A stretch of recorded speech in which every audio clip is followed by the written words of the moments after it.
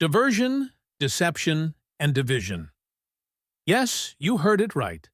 The deep state and intelligence agencies of powerful countries in general have historically been reported to use diversion, deception, and division as part of their playbook in regime change operations in other states. In the context of Asia, as well as Africa and Latin America, these techniques often follow a pattern rather than a single formula. Here's how they typically work. 1. Diversion, shifting focus. Create media narratives and directing international attention toward alleged corruption, human rights abuses, or security threats of the target government. Creating external threats and highlighting or even provoking border tensions to keep the government distracted while undermining it internally. Create proxy conflicts by supporting rebel factions, ethnic tensions, or religious divides so the ruling power focuses resources on internal instability. 2. Deception, manipulation of perception. False flag operations and orchestrating incidents that appear to be the fault of the regime, justifying opposition or foreign intervention. Initiate disinformation campaigns by using planted news, fake leaks, and manipulated social media to erode trust in leadership. Cause economic sabotage disguised as natural fluctuations, manipulating trade, currency, or sanctions while making it appear as normal global market pressure. Third division, splitting the target society divide on ethnic and religious fault lines and amplifying divisions between majority and minority groups to weaken social unity. Highlight class divide by pushing economic grievances, e.g., urban versus rural, poor versus elite, to mobilize anger. Political polarization, funding rival political factions or civil society movements to fragment the ruling coalition. Military splits, encouraging defections, coup attempts, or factionalism inside the armed forces. Fourth prior regime change operation in Asia. Historically, examples include Iran, 1953, Operation Ajax. The CIA used diversion, framing PM Mossadegh as communist-leaning, and deception, paying for protests and media campaigns to justify his removal.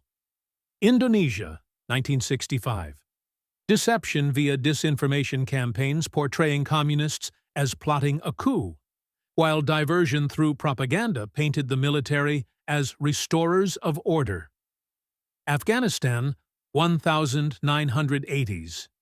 U.S. support to Mujahideen was framed as local resistance, while CIA covert operations diverted attention from direct American involvement. Bangladesh, 2024.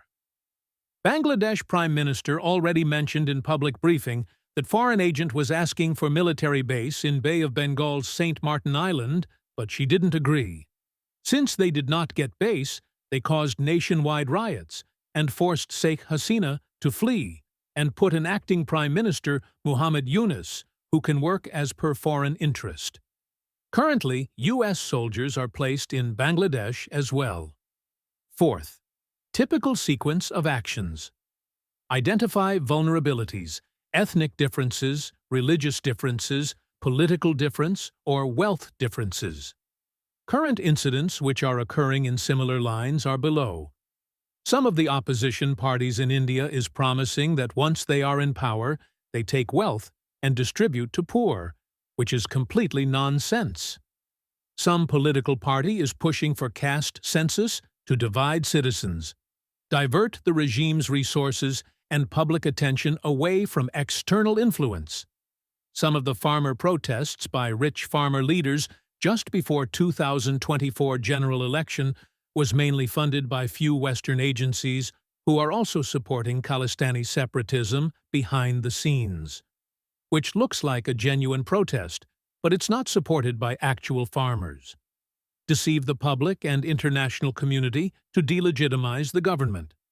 Recent voter fraud claims by some opposition parties in 2024 general election without proper analyzed data and trying to tarnish legitimacy of Election Commission of India, which conducts elections in India, is an example to discredit constitutional institution.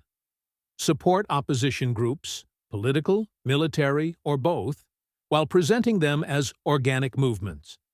We very often see Pakistani politicians, army heads, and prominent Islamic clerics supporting India's opposition parties, and also some of the political leaders and lobbyist agents from West started arming some opposition leader with different toolkit anti-India agenda.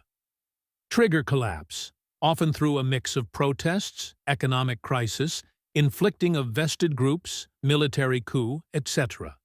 In summary, diversion keeps the regime distracted and weak, while deception manipulates perception to justify a change. Together, they create the conditions for regime change without the U.S. or other hegemonic country appearing to act directly.